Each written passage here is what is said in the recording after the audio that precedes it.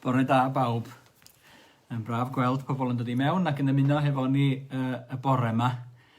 Yn gweld Mair hefo ni ac Eirlys.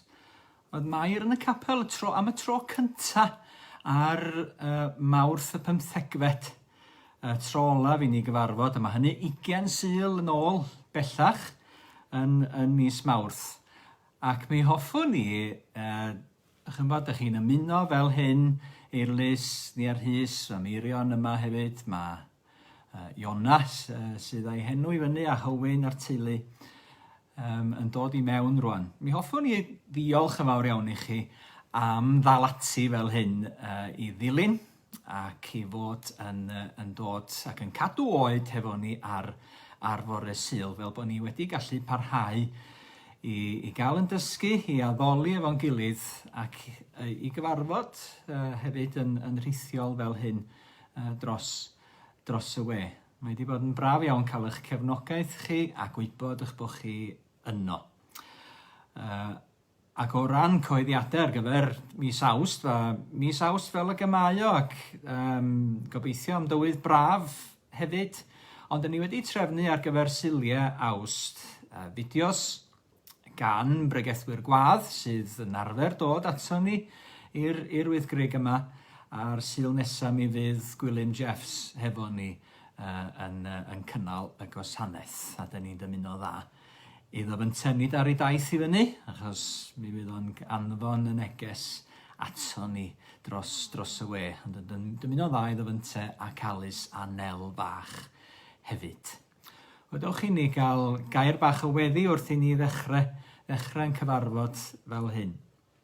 O Dduw ein tad, dyn ni'n diolch I ti am gwmni'n gilydd yn cartrefi. Yn diolch I ti bod ni'n gallu bod yn gartrefol yn y fan honno a dod o dy flaen di fel y gryden I arglwydd a dyfo ti am I ni fod yn naturiol ger dy fron. Oherwydd yr wyt ti sydd yn dduw sydd am gael perthynas naturiol â ni yn Iesu Grist dy fab yn ddyn fel ninnau a'i newyddion da fel erioed yn addas i'n codi ninnau ac i'n dwyn ninnau I iachawdwriaeth. Yn diolch I ti o dad am fod hefo ni ac yn cynnal ni hyd yma a dyn ni yn gofyn I ti bendithio'r gwasanaeth yma rwan, rhoi yn uniad ysbryd glân di dy hun ar dy air di dy hun mwyn dy berson di dy hun ath newyddion da di yn Iesu Grist. Amen. Ac felly, mi awn ni at ddiwedd yn taith am y tro, lle dyn ni yn canfod Paul wedi bod mewn llawer iawn o lefydd ac ar lawer iawn o deithiau, ond mae'r hanes yn dod I ben. Mae'r stori yn darfod ac rwsyd neu gilydd, yn ni'n teimlo bod ni'n cael ei thorri yn byr ac mae hi'n dod I ben y fanne pan mae Paul yn cyrraedd Rhufain. Ond rhagor am hynny yn y man, ond mi gofiwn ni hefyd I fod wedi sgwennu llythyr at yr Rhufeiniaid. Ac mi gofiwn ni iddo fo ddeud, gydag argyhoeddiad a hyder mawr, nid oes arnaf gywilydd o'r Efengyl, oherwydd gallu Duw yw hi ar iachawdwriaeth pob un sy'n credu. A gyda'r hyder yna, dyn ni'n canu y bore yma, yr emyn 746 dilynaf y Migael drwy foes amarch a gradwyd y byd, a dygaf ei ddirmyg a'i groes gan dynnu i'r nefoedd o hyd. Mi rodiaf drwy gymorth ei ras y llwybr a gerddodd nid rhyfedd o sgwawdir y gwas, can sgwawd gafodd arglwydd yn a dyna mi gofiwch chi yr ail bennill nid oes arnaf gwylydd o'i groes, ei groes yw fy nghoron o hyd. Fan rhydedd yw canlyn yr oen a ddioddefodd fel hyn. Dyna fan rhydedd Paul, Benjamin Francis gyfansoddodd yr emyn yna, a pob un sydd wedi cael y fraint o gyhoeddi newyddion da Duw yn Iesu Grist oddi ar hynny. Diolch I Clwy am ganu ar yn cyfer ni.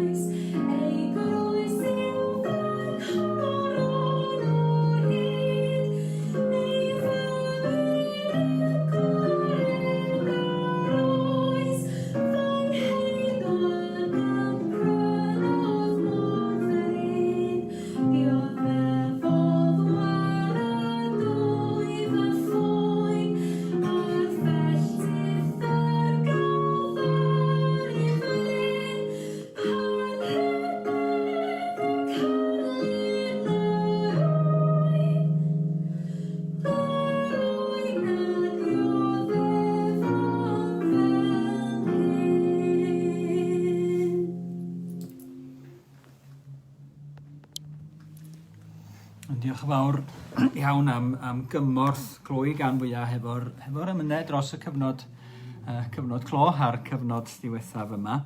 A mae'r ymynedd yna ar gael. Dyn ni wedi rhannu rhai ohonyn nhw ar y grŵp, rhai mewn perthynas efo Thomas Jones yn arbennig. Ond mae'r ymynedd ar gael ar wefan Cristnogaeth.Cymru i'w clywed a'i defnyddio i gyd yn y fan honno. Ond tybed, dewch i ni fynd felly am dro i Rhufain. Oedd pob ffordd yn yr ymerodraeth Rhufeinig yn arwain at Rhufain fel yr oedd pob ffordd ym Mhrydain, yr A1, 2, 3, 4, 5, 6, 7, 8 yn arwain i Lundain. Wel, oedd pob ffordd yn yr ymerodraeth Rhufeinig yn arwain i'r fan honno. A fan honno, yr oedd yr apostol Paul yn daer am gael mynd a chyrraedd. Ac mi welwn ni pam yn y man, ond mi glywn ni'r darlleniad yma. Paul yn cyrraedd Rhufain, ac o ddiwedd llyfr yr Actau, dyn ni'n dod i'r fan yma. Ac mae Paul wedi bod drwy lawer ers i ni fod efo fodwytha yn Ephesus. Mae o wedi cael ei mobio, mae o wedi cael ei restio, mae o wedi bod am 2 flynedd yng Ngharchar yn barod yn yr arest, yng Nghesereia. Mae wedi tystio i arweinwyr a brenhinoedd, a mae o wedi bod ar long, mae o wedi long ddryllio, mae o wedi bod ar ynys Melita. Mae o'n cael cyrraedd Rhufain o'r diwedd. Ac dowch i ni wrando felly ar Actau yn cael ei ddarllen o'r app Beibl.net, neu'r app Beibl ydi o dweud y gwir. Beibl Cymraeg newydd. Ac mi gliwn ni leisiau gwahanol cyn o'r lleisiau hynny.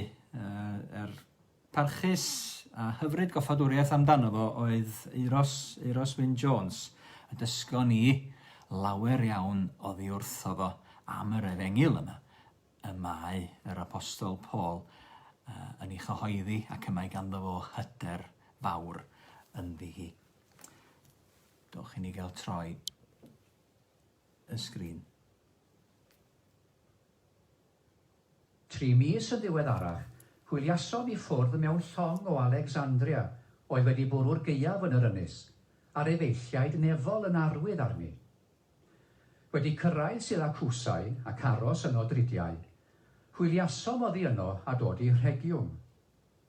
Ar ôl diwrnod, cododd gwynt o'r de, a'r ail ddydd daethom i Puteoli. Yno cawsom hyd i gyd credinwyr, a gwahoddwyd ni i aros gyda hwy am 7 diwrnod. A dyna sut y daethom i Rhufain. Pan glywodd y credinwyr yno amdano, daethant allan cyn belled a marchnad a Piws a'r tair tafarn i'n cyfarfod. Pan welodd Paul hwy, fe ddiolchodd i Dduw ac ymwrolodd.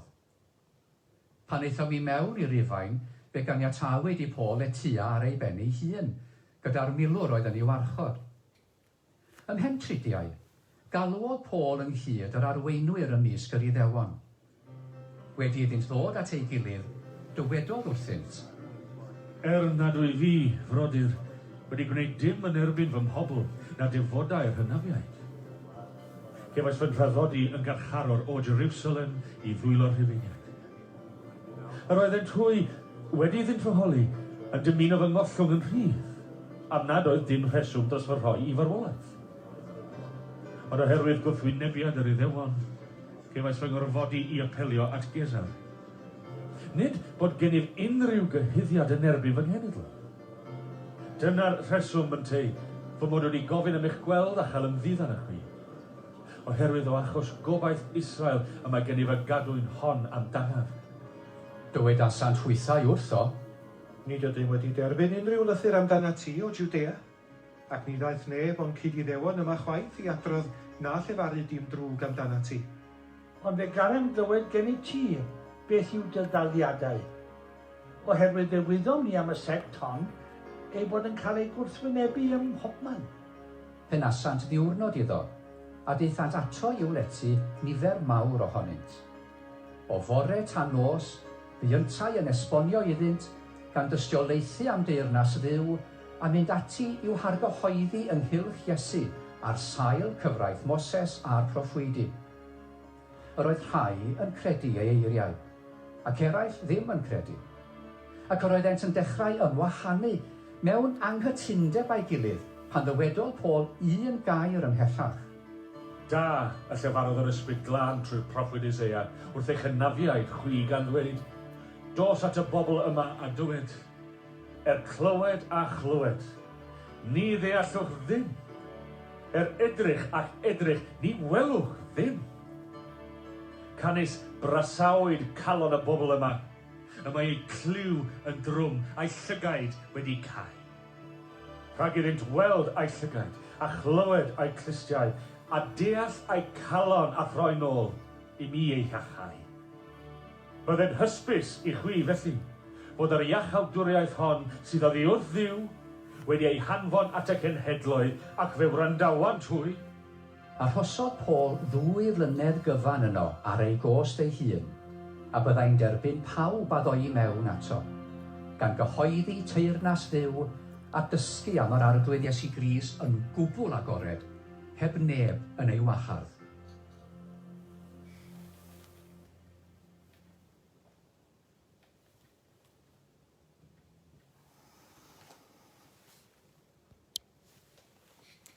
A dyna ni, llyfr yr Actau yn dod i ben yn y fan yna gyda Paul yn ei dŷ ardrethol, yn ei dŷ ar rent ei hun, sydd bynnag oedd o'n llwyddo i wneud hynny gyda chefnogaeth pwy bynnag arall o'i gyd Gristnogion a'r milwr yna'n sefyll y tu allan ac yn galw pobl yn cael ei galw ato fo. Felly mi welwn ni i ddyhead o i fod yn mynd i Rhufain. Ac welsoch chi ar gochwyn yn gwasanaeth a chyflwyniad yr Colosseum na yn y fan yna, yn adeilad mawr helaeth, lle roedd yna ymladd yn erbyn yr llewod ar anifeiliaid rheibus eraill. Ac chymod, mae Paul yn awyddus iawn i fod yn tystiolaethu yn Rhufain ac i fod yn cyfrannu rhywbeth ac at yr eglwys sydd wedi ei ffurfio, eglwysi gwahanol yn wir sydd wedi ei ffurfio yn y fan honno. Mae o'n gweld yr arglwydd drachefn wedi clywed gair o'r wrtho fo yn aml. Mi gofiwch chi bod wedi clywed wrtho fo ar ei ffordd ac yn Troas ac ar ei ffordd drosodd i Macedonia. Yn clywed ganddo fo yn Jerusalem hefyd. Cod y galon, oherwydd fel y tystiolaethais amdana fi yn Jerusalem, felly mae'n rhaid i ti dystiolaethu yn Rhufain hefyd. Ond, mi welwn ni mae haws dweud na gwneud oedd hi. Roedd o yn sgwennu at y Rhufeiniaid cyn cyrraedd yno, yn sgwennu o Gorinth mae'n debyg, gyda'r bwriad ac yn anlinellu i fwriadau i fod yn galw heibio nhw ar y ffordd i Sbaen ac i fod yn mynd i'r llefydd hynny lle nad oedd neb wedi clywed am Iesu Grist cyn hynny. Ond bod y bwriad ganddo fo, mae'r amgylchiadau yn anodd ac mae o'n cyfarfod o lawer iawn o anawsterau ar ei ffordd i Rhufain. A'r pennill yna o Emyn John Newton yn dod i meddwl i wrth feddwl am hynny Amazing Grace. Through many dangers, trials and snares, I have already come. 'Tis grace hath brought me safe thus far, and grace will lead me home. Di dod drwy bethau mawr, ydi dod drwy amgylchiadau anodd, ond mae gras Duw yn parhau tuag ato fo ac yn parhau i'w gynnal o. A mae o fewn bwriadau cylch gras Duw. Ac yn gwybod i fod o'n gwneud yr hyn, yma Duw am iddo fo wneud, a bod o'n yn cael cyrraedd y lle a'r man yma Dyw am iddo fo fod ynddo fo. A dyn ni ddim yn dioddef fel y dioddefodd Paul yn y fan yna, faint ohono ni sydd wedi bod mewn llongddrylliadau. Faint ohono ni fel mae o'n sôn amdanyn nhw ar treialon yna, mae o'n mynd drwyddyn nhw wrth sôn wrth yr Corinthiaid, 2 gwaith fe'n curwyd a ffyn, meddwl fo. Unwaith fe'n llabuddwyd, 2 gwaith bym mewn llongddrylliad, ac am ddiwrnod a noson, ac am 5 diwrnod a noson bym yn y môr, neu am ddiwrnod a noson ydy'r ymadrodd yn y fan yna. Wedi bod drwy bethau mawr. I be? Ond i fasau yn haws o lawer iddo fo fod wedi aros adre yn saff o flaen tân a'i draed i fyny, watcha television. Diau, mae felly y byddai o ran i ddiogelwch ei hun, ond mae o'n mynnu bod o fewn cylch bwriadau Duw. Ac nad ydy yr arglwydd yn ei arbed o'r rhag yr treialon yma mae o'n mynd drwyddyn nhw. Mae'r arglwydd gyda go, ac mae'r arglwydd yn paratoi ffordd ar ei gyfer o, ac yn ei nerthu fo yn ogystal. A be bynnag yden ni'n ei ddioddau. Ac mae hi'n amgylchiadau anodd ddigon wedi bod arno ni yn y cyfnod diwethaf yma wrth i ni beidio cael cyfarfod efo'n gilydd. Wrth i ni fel Paul yn y fan yma, cael ei gau i'w dŷ a gorfod gwneud pethau mewn ffordd wahanol iawn, yn galw pobl ato fo, yn hytrach na bod o yn mynd atyn nhw. Cofio bod yr arglwydd gyda ni be bynnag fo'n hamgylchiadau ni. Ac bod yr arglwydd wedi walw fo i fynd i Jerusalem, rhaid i fynd i Rhufain, rhaid i tystiolaethu yn Rhufain, a pan mae o'n cyrraedd yno, fel y gwelwn ni yn yn darlleniad o ddiwedd yr Actau, a pan mae o'n gweld y Cristnogion eraill, pan mae o'n gweld yr rhai sydd wedi dod i'w gyfarfod o, welwch chi'r adnod yna, pan welodd Paul hwy fe ddiolchodd i Dduw ac ymwrolodd, a mae o'n codi i galon, ac mae o yn diolch i Dduw amdanyn nhw fel mae o wedi wneud ers cael clywed amdanyn nhw i gochwyn, a rhoi diolch bod yna Efengyl yn Rhufain, yn yr brifddinas yma, a bod yn tew wedi cyrraedd yno, bod yna Gristnogion yn y fan honno, a bod o yn y man yr oedd Duw am iddo fo fod. Ac i ni'n eholi, yden ni o fewn cylch gras Duw. Yden ni yn y man yma Duw am i ni fod, ynglyn â'r hyn a mae o am i ni i wneud. Ac i ni osod yn hunain yn y cylch yna, yn y man yna, lle da ni'n sicr bod ni'n gwneud yr hyn mae Duw am i ni wneud, a bod ni yn y lle yma Duw am i ni fod ynddo fo. Rwan te, be oeddwn ni'n wneud yn Rhufain? Wel, dyn ni'n ei weld o yn y fan yma yn sgwennu.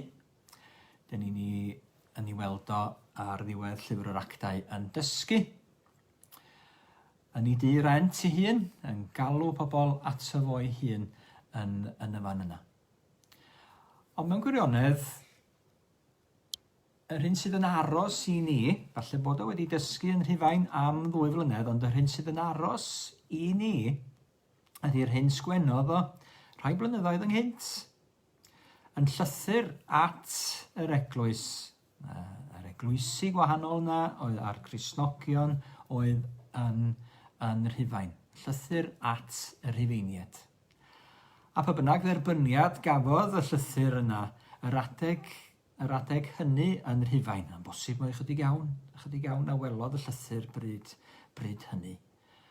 Ond mae'r llythyr yna, a'r dysgu mewn i wneud yn y llythyr yna, wedi cael dylanwad mawr iawn byth oddi ar hynny ym mhob cenhedlaeth, ym mhob cyfnod o hanes yr eglwys oddi ar hynny.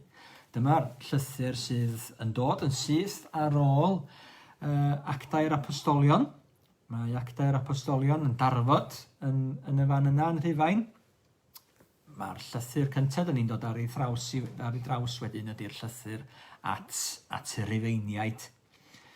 Nid hwnnw oedd y llythyr cyntaf, dydy o ddim o ran trefn cronolegol, ond eto, mae'r eglwys wedi sylweddoli yn gynnar iawn. Mae dyma'r llythyr pwysicaf. A dyma'r llythyr sydd yn cynnwys dysgeidiaeth Paul.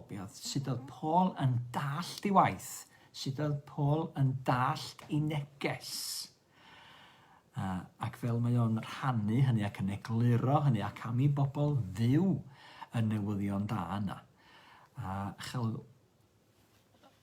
byw yn y newyddion da yna ac yn Nghrist hefyd. Ac mae o'n llythyr ardderchog. Dydy rhyw bwts bach o neges fel hyn yn gwneud dim cyfiawnder a'r llythyr yna o gwbl. Ond dyn ni'n gweld fel mae'r llythyr yma wedi dylanwadu eglwys yr arglwydd Iesu Grist ym mhob cyfnod fel oedd Austin Sant yn gynnar iawn yn hanes yr eglwys yn y canrifoedd cynnar yna. Yn dod o fod yn athronydd mawr a meddyliwr mawr i fod yn Gristion a diwynydd mawr oherwydd bod yn ei darllen ac wedi cael ei argyhoeddi wrth ddarllen y llythyr yma o'r cyfiawnder yna sydd yn dod trwy ffydd. Caneuon lawer yn ddiweddarach mae Martin Luther yn cael ei ryddhau i orfoleddu yn yw oherwydd y cyfiawnder mae o'n ffendio. Nid yn ei gystwyo mae'n wneud arno fo'i hun, nid yn y camdrin mae'n wneud arno ei hun, yn y bywyd mynachaidd yna roedd o wedi godi ynddo fo. Ond mae o'n dod i ffendio'r y fath obaith, y fath ryddid yn y llythyr yma, a'r cyfiawnder yna sydd yn dod trwy ffydd, sydd yn cael ei egluro yn y llythyr yma. Fel mae John Wesley yn y cyfarfod yna yn Llundain, yn Aldersgate Street, arweinydd a sylfaenydd mawr yr eglwys Fethodistaidd felly, yn dod ac yn clywed esboniad Martin Luther ar yr Rhufeiniaid, llythyr at y Rhufeiniaid, yn cael ei ddarllen, ac wrth iddo fo glywed hynny i galon, a my heart, meddo, was strangely warmed, ac yn dod dan argyhoeddiad Ysbryd Glân, ac yn cael y nerth yna i gyhoeddi Efengyl gras Duw ar hyd ac ar led y wlad, ac mi'n meddwl bod o wedi mynd i America hefyd. Welwn ni yn yn cyfnod nina, mae yna fwy wedi'w sgwennu am y llythyr yma na codid yr un llythyr arall. Llythyr pwysicaf yn y byd. Mi dreuliodd y pregethwr enwog yna, gweinidog Westminster Chapel yn Llundain. Mi dreuliodd o 2 blynedd ar 10 rhwng 1955 a 1968 yn darlithio mewn gwirionedd ar nos Wener drwy'r llythyr yma, gan oedi uwch geiriau ac adnodau ar y tro. Ac mae'r cyfresu yna i gyd ar gael ar yn cyfer ni. Mi welwch chi lun ohono fo'n pregethu i'w gynulleidfa yn y man yna ar flaen yr esboniad ar y benod gyntaf sydd ganddo fo. Llythyr pwysig. Ac dyn ni'n gwneud dim ffafre efo ni'n hunain fel Cristnogion os nad ydyn ni'n cymryd yr ddysgeidiaeth bwysig yma. Mae Paul yn ei rannu hefo'r eglwys yn Rhufain yn yr rhan o'n dysgeidiaeth ni'na hefyd. Bod ni'n rhoi amser i ddarllen y llythyr yma at y Rhufeiniaid. A i ddarllen o fel ysgwennodd Paul o, a'i fwriadu o i'w ddarllen ar un eisteddiad. Dwi'n yn cyfadde'n esgylustra fy hun.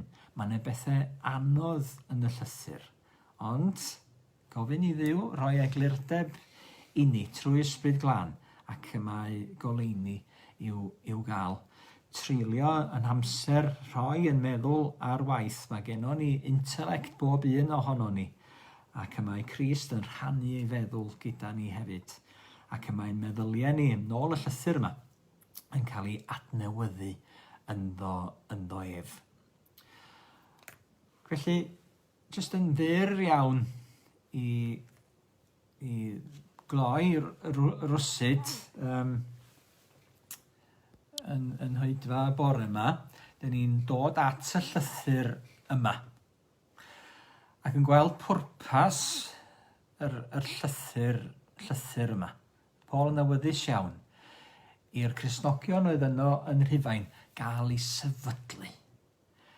Cael ei argosod ar y graig yma sydd yn mynd i fod yn ddiogelwch iddyn nhw. Cael ei gosod ar Iesu Grist ei hun a'r newyddion da sydd i'w gael ym mherson a gwaith Iesu Grist drosom ni. Dyna'i bwrpas o, mwyn eich sefydlu chi, meddwl fo wrthyn nhw. Ac mae'n hanfod i'r llythyr hefyd. Ac mae hwnnw'n cael ei rannu yn fuan iawn ar ddechrau'r llythyr atyn nhw. Dyn ni'n gweld yr adnodau yma. A be mae Paul yn ei ddweud am ei bwrpas o ar hyn ydy hanfod i neges o hefyd. Cymedde fo wrthyn nhw. Nid oes arnaf gywilydd o'r Efengyl oherwydd gallu Duw yw hi. Ar waith yr iachawdwriaeth i bob un sy'n credu, yr Iddewon yn gyntaf a hefyd y groegiad. Ynddi hi y datguddir cyfiawnder Duw, a hynny trwy ffydd o'r dechrau i'r diwedd, fel y mae'n ysgrifenedig, y sawl sydd trwy ffydd yn gyfiawn a gaiff fyw. Ac mae yna eiriau pwysig, a mae yna neges bwysig yn y fan yna.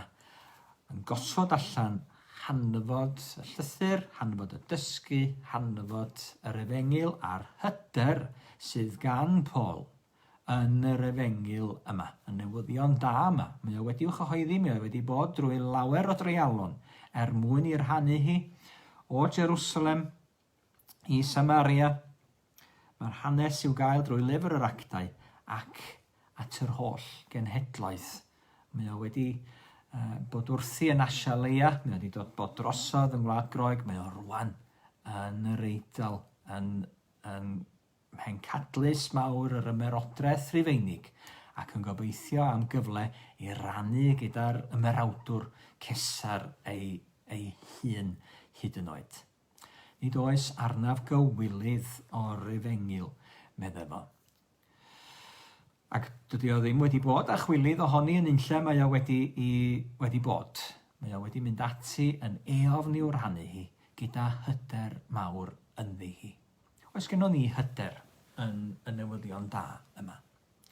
Roedd gan Paul hyder ynddi hi oherwydd bod o'n gwybod be oedd hi'n gallu wneud.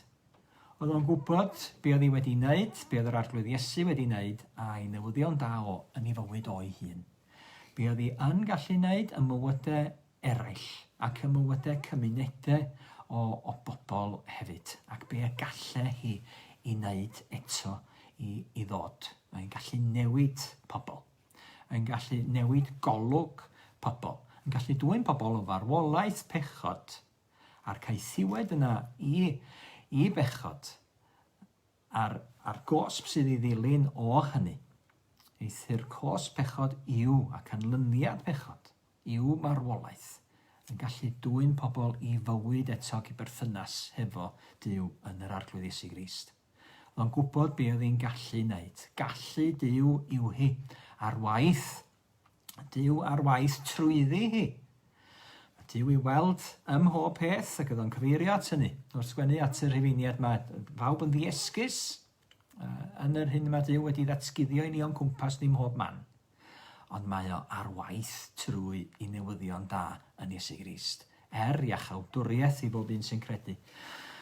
A hwnna eto, yn air mawr, iachawdwriaeth, yn sôn am iechyd, yn sôn am wneud yn iawn, yn sôn am heddwch, yn sôn am gael a bod yn y man lle dylen ni fod salvation. Cael yn hachub, cael yn dwyn yn ôl i berthynas efo Duw a'r bwriadau cyntaf yna oedd gan Duw ar yn cyferni pan greodd o bob un ohono ni. Ac os nad ydyn ni'n credu mae creaduriaid ydyn ni wedi'n creu ar lun a delw Duw yna, does dim iachawdwriaeth wedyn yn dilyn. Does dim dod yn ôl i'r llun a'r delw yna. Os ydyn ni'n credu mae swpo esgyrn mewn gwisgo gnawd, yn credu mae rhyw hap a damwain ydy'n bod ni fel y gyryden ni wedi'n creu, yna does dim angen iachawdwriaeth arno ni, oherwydd does dim gobaith i'w gael i ni. Does ydyn ni'n credu bod ni'n fwy na hynny. Os ydyn ni'n credu bod Duw wedi'n gwneud ni bwrpas, yna mae o am yn hachub ni. Mae o am yn gwneud yn siŵr bod ni'n cyflawni'r pwrpas yna ac yn cael y cyflawnder bywyd yna sydd yn perthyn i ni yn Iesu Grist. A mae o'n am wneud yn siŵr bod pawb yn cael y cyflawnder bywyd yna ac yn derbyn yr iachawdwriaeth yna i bob un sy'n credu. Yr Iddewon gyntaf a hefyd y Groegiaid. Ac mi roedd Paul wrth gwrs yn mynd at yr Iddewon gyntaf. Mi roedd o'n i galw nhw ato fo yn Rhufain yn y fan yma, ac mi ddeithon nhw ato fo.